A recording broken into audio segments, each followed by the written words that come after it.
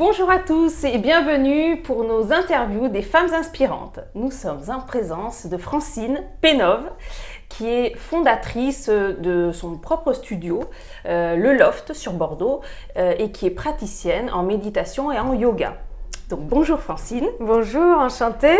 Francine a fait 2 reconversions au cours de son parcours professionnel, un parcours très riche, très rythmé aussi, et puis surtout un parcours qui te ressemble. Tu as commencé ta carrière dans un milieu très masculin. Tout à fait, j'étais donc navigateur aérien, donc à bord des avions de surveillance maritime dans l'aéronautique navale, donc les avions de la Marine nationale. J'avais comme vraiment souhait le voyage, une façon de fonctionner hyper volontaire, une discipline, et puis le goût de l'ouverture, l'envie de voir d'autres univers. Et aussi le goût pour défendre la paix, j'avais ça à l'intérieur de moi, tout en étant hyper sportive. Et puis le fait de voler aussi, d'être à bord des avions, c'était quelque chose qui me tenait vraiment à cœur. J'imagine que le début est pas évident, on est jeune, plutôt mignonne, dans un univers masculin. C'est pas forcément le tout début qui a été difficile parce que passer les tests, j'avais la niaque. C'est exactement ça. Après, ce qui a été confrontant, c'est en effet exister en tant que femme dans un milieu très masculin, et à la fois, j'avais quelque chose qui faisait que quand même, j'étais très sportive, plutôt assez relax, pas très attachée à être hyper féminine, même si j'avais quand même mon féminin. Mais en effet, il y a eu un moment donné où c'est vrai que le fait de prendre des décisions par moi-même, la créativité, je sentais que je pouvais pas l'expliquer comme la pratiquer comme je l'aurais souhaité. Voilà, c'est ça. Et en même temps, ça m'a permis de voir différents pays, différents horizons. Et puis bien sûr, de travailler avec beaucoup d'hommes aussi, ça m'a... Combien de femmes pour... Alors on était 3 femmes sur 200 hommes dans la flottille. Donc c'était il y a quelques temps, maintenant ça a évolué. Mais en effet. Et d'où là vraiment l'intérêt de la sororité, là vraiment l'accueil, j'ai eu un très bon accueil, ça a été chouette, des femmes qui étaient déjà présentes, 2 femmes qui étaient là, et il se trouve qu'on s'entendait bien, donc ça a quand même été un vrai support dans des moments où quand même, bien sûr, il y a eu des moments où c'était pas forcément évident. Qu'est-ce que ça t'a apporté cette expérience ? Déjà, ça m'a confrontée à la souffrance humaine dans les différents pays dans lesquels on est intervenu en temps de crise. Là, ça a été vraiment une confrontation à ce qui pouvait se passer dans d'autres pays, le travail en équipe, le côté cohésion qui a son pour et qui des fois peut être difficile. Il y a les deux, vraiment. De me rendre compte que j'étais capable d'obéir en même temps qu'il y avait quelque chose en moi qui avait besoin d'exister. À ce moment-là, j'ai 19 ans. Et j'évolue comme ça pendant... ça fera en tout 7 ans. J'ai même moins, non, j'ai 18 ans. Je venais juste d'avoir 18 ans, voilà. Au bout de 5 ans, c'est que je ne ferais pas ça toute ma vie. Ce rythme-là, construire une vie personnelle à côté, revenait en moi le désir d'être infirmière que j'avais avant, mais avant de m'engager, avant de me lancer dans le parcours militaire, en fait, j'avais très peu de confiance en moi et je me disais, je ne peux pas prendre la responsabilité de la santé des autres. Donc, j'avais mis de côté et c'est revenu. Au bout de 5 ans, c'est revenu. Je sentais que j'avais envie d'aller plus loin à ce niveau-là. Et puis en plus, sur les différents terrains, j'avais rencontré différentes situations d'êtres humains confrontés à la maladie, au conflit, à ce que ça génère humainement, des enfants, des femmes, avec tout ce qu'il y a de plus extrême en fait. Donc bien sûr, la mort aussi. Et donc se réveiller, qu'est-ce que je fais moi de ce que je vois, de ce que ça génère chez moi. Et du coup, je me suis dit, bon, j'ai rien à perdre. Je passe les concours, ça n'a pas été tout de suite simple parce que bien sûr, il y avait des histoires de contrats, que je voulais que ça se termine très bien. Donc ça, c'est fait, j'ai passé les concours. Et puis, je suis prise à l'Institut infirmier à Paris. J'avais postulé exprès sur Paris, j'avais passé le concours à différents endroits. Je suis reçue et donc, je démarre ma formation en école d'infirmière. Je ris rien qu'en y repensant parce que c'est pas pareil. Mais c'est ce que tu aimes, j'imagine. Oui, voilà, c'est ça. Tu mets les mots dessus, c'est ce que j'aime. C'est-à-dire que je me disais, je lâche le fait de partir en voyage et de voler, mais je continuais à avancer au cœur de l'humain. C'est ce qui revenait. C'était ton fil conducteur. C'était mon fil conducteur. Et ça l'est toujours. Et ça l'est toujours. Okay. Ouais. Donc là, tu as dit ton diplôme en poche. C'est ça. Tu commences quelques missions en bloc opératoire. Je commence en bloc opératoire parce que le rythme me convenait. Je retrouvais cette intensité du terrain. Avec le côté d'expertise, vraiment l'expertise, la précision, qui étaient quand même des choses que j'aimais vraiment aussi. Le travail en équipe, on retrouve en fait cet esprit en bloc opératoire comme un esprit d'équipage, c'est vraiment ça, avec des enjeux vraiment humains. Et puis, je voyais aussi qu'intervenait davantage la proximité avec les personnes, notamment avant opératoire. Ce temps juste avant l'anesthésie où finalement les personnes sont très stressées. Et je voyais que j'aimais vraiment ce moment auprès des personnes, en fait. Et en même temps, j'aimais l'expertise du travail en lui-même. J'ai cru comprendre que tu commences, parce qu'il y a beaucoup de stress, de tension. Tu as une personnalité aussi très active. Donc, le stress, tu te le prends quand même de plein fouet. Et c'est là que tu découvres la méditation, c'est exactement, ça, la relaxation. C'est exactement ça. En fait, le niveau de stress à la fois que je ressens en interéquipe, en hiérarchie et mon propre stress. En fait, il y a ces différentes interactions et le stress à l'intérieur de moi devient vraiment nerveusement difficile pour moi. J'aime ce que je fais, mais le niveau de stress est trop important. Et là, j'avais déjà commencé tout un cheminement de travail sur moi. J'en arrive au livre Méditer jour après jour de Christophe André, qui a été vraiment un fil conducteur de découvrir la méditation de pleine conscience. Un déclencheur. Un déclencheur, exactement. De me dire, voilà, il y a un outil qui va me permettre d'être sur le terrain et en même temps de sentir que je suis en lien avec moi-même. D'accord. Parce que ce qui se passait, c'est que je perdais le contact avec mon corps. J'étais à 100%, mais bon, bien sûr, pendant ce temps, les émotions, le stress physique, nerveux s'enregistre dans le corps. Un déclencheur qui fait que, puisque j'étais à Paris à ce moment-là, je mettais mes écouteurs parce qu'il y avait des audios. Et dans mes trajets de métro ou de RER, je faisais ma méditation. Alors, en pleine conscience, c'était mon temps de rien, entre guillemets. Un temps où je n'ai à rien faire d'autre que le trajet. Et du coup, autant le mettre au service de mon bien-être, de la respiration. Et donc, à l'époque, tu saisis l'opportunité d'optimiser ton temps. C'est ça. Sauf qu'aujourd'hui, tu crées ce temps. Ah, c'est génial la manière dont tu le dis, mais c'est ça exactement. C'est ça, c'est-à-dire que à ce moment-là, j'avais pas encore ce recul. Cellulairement, que le cerveau enregistre combien il a besoin de ce temps. Je le faisais un peu encore la tête dans le guidon, mais quand même, je voyais que ça me permettait d'avoir vraiment ce relief, en fait, par rapport à la situation. Qui, des fois, ça marche, des fois, ça marche pas, mais quand même, je voyais combien ça impactait dans ma manière d'être au travail. Et aujourd'hui, avec le temps, avec le travail, et en continuant toujours, si je le pratique pas, les fonctionnements reviennent, ça glisse, donc vraiment de l'anticiper, parce que déjà je ne peux plus m'en passer, ça m'est nécessaire, vraiment c'est une hygiène de vie en fait, une hygiène émotionnelle. C'est comme si ça me faisait une douche cérébrale en fait, le bonheur d'être sous la douche, de sentir l'eau chaude, je m'offre ce moment.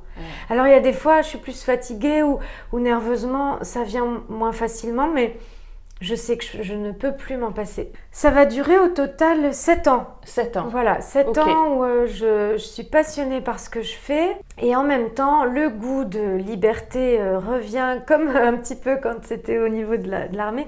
C'est-à-dire ce goût de me dire, déjà, je prends davantage confiance en moi. Je suis légitime, je peux compter sur moi-même. Alors que je le faisais, mais j'en avais pas vraiment conscience. De me dire peut-être que je peux maintenant installer un cabinet en libéral. D'oser croire en moi, de dire ok, je peux gérer ma compta, je peux gérer la patientèle. À ce moment-là, c'était des enjeux pour moi. Parce que j'étais en fait hyper autonome, mais j'en avais pas conscience. En tout cas, j'avais encore très peur de compter sur ces potentialités-là. Et justement, qu'est-ce qui t'a aidé à révéler? Je fais un bilan de compétences, donc avec Pépite SC. Pas avec moi. Non, c'était avec ta collaboratrice. Ce bilan de compétences, en fait, m'a permis d'être accompagnée sur justement, mais c'est exactement vraiment le moment, de voir quelles sont réellement mes compétences, qu'est-ce que j'ai acquis comme expérience en fait, et qu'est-ce qui était aussi déjà là, mais pouvoir le poser, l'intégrer. en fait. Pouvoir me dire si c'est vraiment en moi. La preuve, c'est que ça fait pratiquement 10 ans que je vis avec ces compétences sans du tout oser les voir, oser les regarder. Ça m'a fait du bien aussi, parce que ça fait du bien de poser un regard d'amour sur soi-même, de voir ce qui va aussi chez soi, parce que j'y travaille toujours un fonctionnement qui peut être très autocritique, alors que en fait il y a des compétences qui sont là et qui demandent qu'à s'exprimer, et que l'on me renvoyait quelque chose d'un rayonnement ou de la joie ou une énergie. Mais moi, c'est comme s'il y avait mes propres fils. Et là, avec ce bilan de compétences très pratique, très concret, qui s'est fait sur quelques séances, il y avait besoin de ce temps de maturation aussi. Donc, ça a été ça aussi, de me donner des temps pour moi, en fait. Des temps pour moi où c'est pas cogiter, me dire « Oh, mais je sais pas ». Non, très concret. Et surtout, un bilan de compétences où on n'a pas une intention sur moi. C'est-à-dire... on respecte ce besoin qui est pour moi important de liberté et on m'aide à aller cueillir tout ce qui est déjà là. Oui, il n'y a pas d'enjeu. Il n'y a pas d'enjeu. En fait, voilà. Je ne l'ai pas fait en me disant, il faut qu'à la fin, bien sûr, je me disais, j'espère que ça va m'aider à voir comment m'orienter. Et en fait, c'était pour toi, en fait. C'était pour donc, moi, c'était des réponses que tu allais cueillir mais en fonction aussi de la façon dont tu étais à ce moment-là. Exactement. Et ce qui était possible.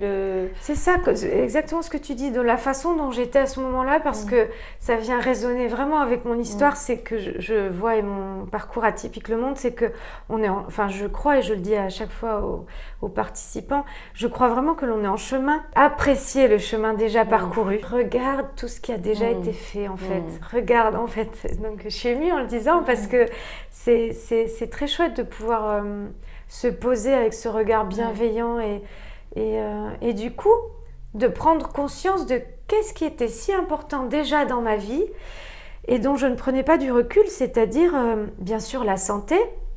J'étais infirmière à ce moment-là, la relation humaine, qui était, autant quand j'étais dans l'armée, qui en plus se développait en tant qu'infirmière, et de voir la notion de bien-être, puisque je cultivais ça chez moi. En fait, je ne me rendais pas compte, mais c'était déjà très présent chez moi.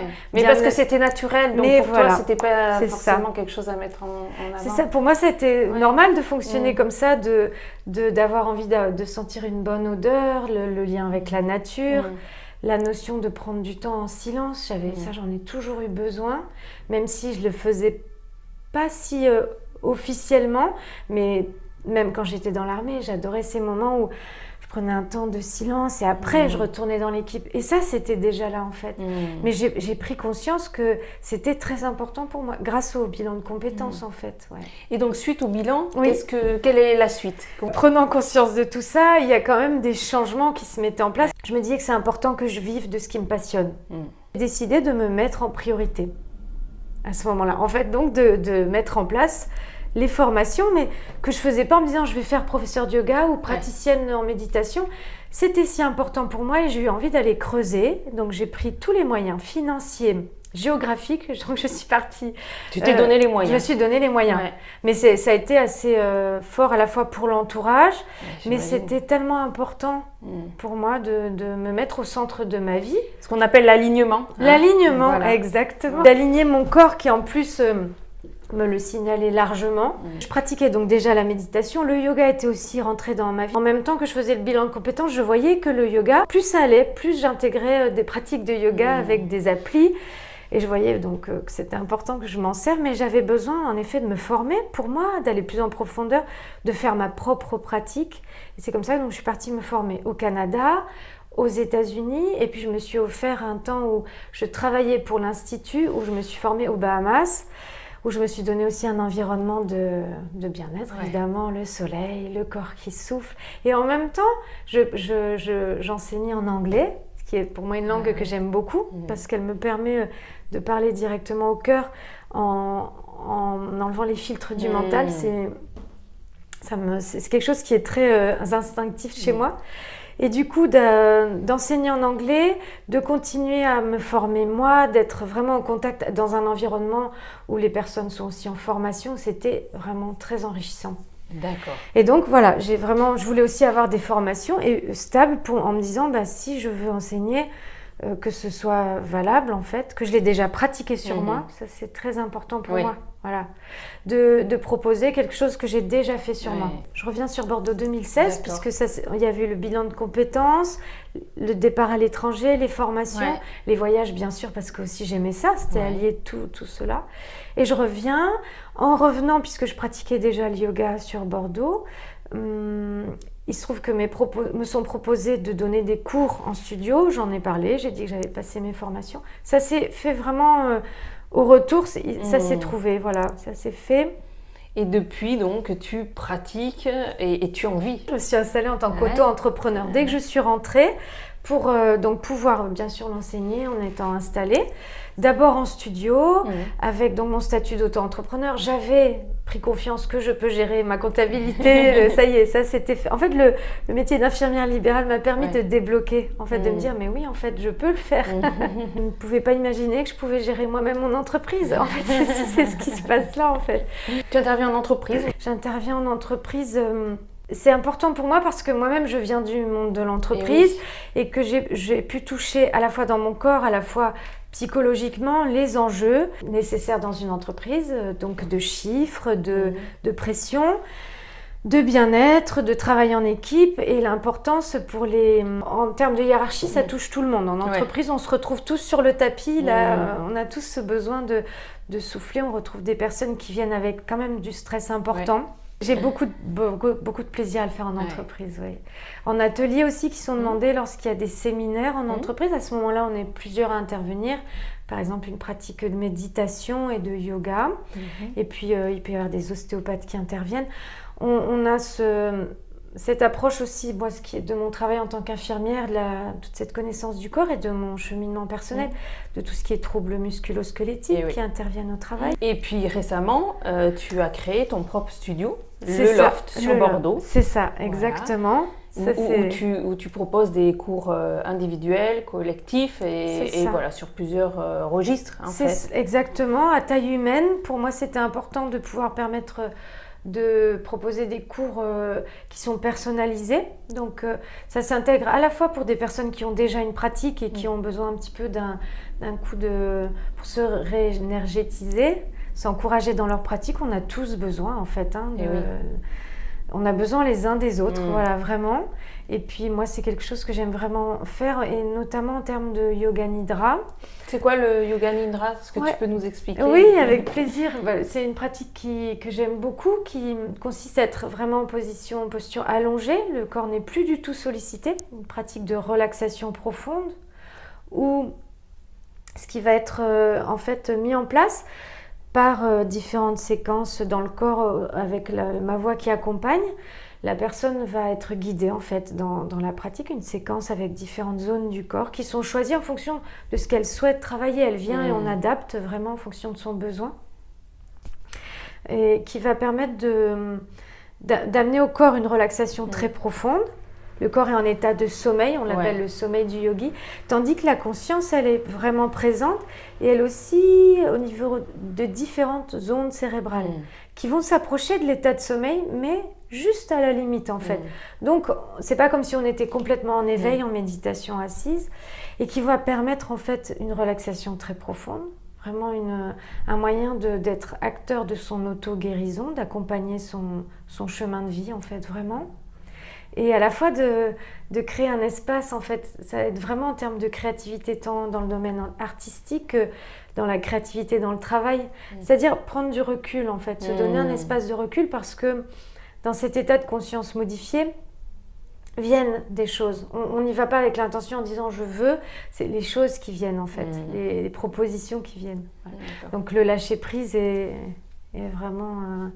c'est souvent ce que les gens veulent chercher. Voilà, du lâcher-prise, aussi vraiment de la relaxation. As-tu d'autres projets? Comment tu vois la suite? Est-ce que tu laisses les projets arriver ou est-ce que tu enclenches des choses? Comment ça se passe?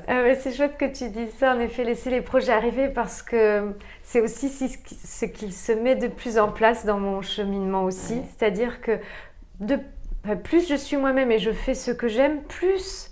je remarque que je vais être en relation avec des personnes qui ont aussi ce désir. Et donc, les projets se construisent avec les personnes avec qui, pour elles aussi, c'est important. On a des valeurs communes, des choses qu'on souhaite développer ensemble. Donc, dans mes projets, c'est bien sûr développer mon studio sur Bordeaux, où je suis déjà très, très heureuse de pratiquer. Le loft. Le loft, exactement. C'est l'adresse, tu peux... C'est 72 avenue Charles de Gaulle, juste en face du parc bordelais. Voilà, à côté des boulevards. Voilà. Super. Et puis, continuer la pratique en studio parce que j'aime vraiment beaucoup. Alors, je fais beaucoup moins de cours en studio. En fait, ça aussi, j'apprends à le faire, c'est-à-dire de canaliser mes énergies pour que ça corresponde à ce qui est important pour moi et que les cours que je donne soient en adéquation avec ce que je souhaite faire. Donc, en studio, je continue. J'ai beaucoup de plaisir à donner des cours au Satnam Club aussi. Et... ce qui se développe et avec beaucoup de joie, ce sont les séjours vacances yoga, donc, qui sont sur plusieurs jours. Où, pour le moment, ça se développe en France. Et mes projets, donc tu me disais mes projets, c'est de continuer à proposer cela, c'est-à-dire un temps pour soi, où l'on va veiller à ce que l'on mange, donc ce que l'on apporte au corps, les sons, enfin vraiment les 5 sens sont soignés, voilà. Donc on retrouve la méditation de pleine conscience, mais très concrètement et avec des pratiques de yoga, donc dans des lieux qui sont propices à être en contact avec la nature et où les personnes peuvent se déposer, vraiment, se poser leurs valises, respirer, ressentir de l'apaisement et puis justement laisser venir ce qui a besoin de venir, c'est-à-dire laisser ce temps, en fait, c'est vraiment dans ma pratique, laisser venir, on en reparlait, laisser advenir ce qui a besoin d'être là en fait. Et puis donc à l'étranger aussi, puisque j'aime toujours autant les voyages et que ça c'est important pour moi. Voilà. Ok, super. Si tu devais justement, alors sans donner de conseils ou autre, mais guider, rassurer les personnes qui ont envie également de franchir le cap, tu as connu ces peurs de se dire, avec tes croyances, de te dire que tu n'étais peut-être pas capable de gérer une entreprise, d'être à ton compte, etc. Tu as connu, voilà, tu as expérimenté, aujourd'hui, voilà, c'est maîtrisé, tu es dans le confort. Comment tu peux rassurer les personnes qui hésitent pour ce genre de choses, par exemple? Alors, ça va être vraiment de dire ce qui a été important pour moi en quelques mots. C'est cette phrase qui est « le chemin se fait en marchant ». Ce fait que l'on est toujours en chemin et que ce qui est vraiment dans notre cœur et dans notre corps, je ramène vraiment au corps parce que c'est le corps qui nous dit aussi ce qu'il souhaite.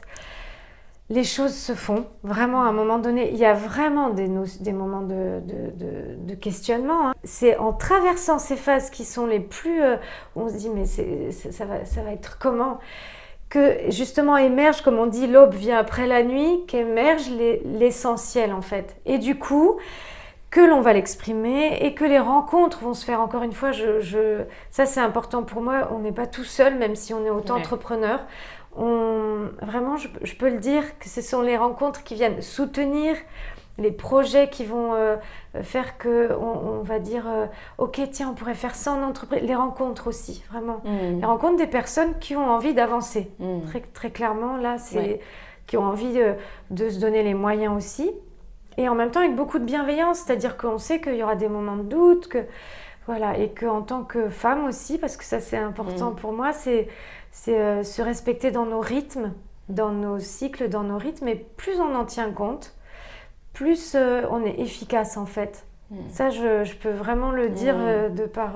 Donc écouter son corps en fait. Et, voilà, se donner les moyens en ayant des pratiques qui vont soutenir notre propre rythme biologique. Ça a été un cheminement de respecter mon rythme et du coup les belles rencontres aussi qui soutiennent. Par exemple, le bilan de compétences qui a été aussi à la fois très concret en tant que bilan de compétences, c'est des rencontres qui font qu'il y a de l'espoir, il y a de l'inspiration, des modèles, des personnes inspirantes aussi. À aucun moment je dis que c'est facile et bien sûr, ça je préfère le dire parce que mais c'est plutôt rassurant de savoir que la difficulté est là et fait partie du chemin. Voilà, c'est ça. Et que justement après ce sont des portes qui s'ouvrent à chaque fois et encore une fois c'est pas forcément les schémas qui étaient prévus ou voilà. Merci beaucoup Francine. Ah mais avec plaisir. Tu parlais de rencontres inspirantes. Tu es une femme inspirante, donc tu as un parcours très riche, très authentique aussi, sincère. On sent beaucoup l'alignement, on sent le respect de tes envies, de ce que tu es, de ce que l'on appelle, nous, chez Pépite, de l'ADN. Donc forcément, c'est ce genre de rencontre que nous, on recherche. Merci encore. Et puis, bonne route, bonne continuation, bon vent pour la suite. Et puis, nous, on se retrouve très rapidement pour d'autres portraits de femmes inspirantes comme Francine. Merci Célia. Au revoir, merci Francine.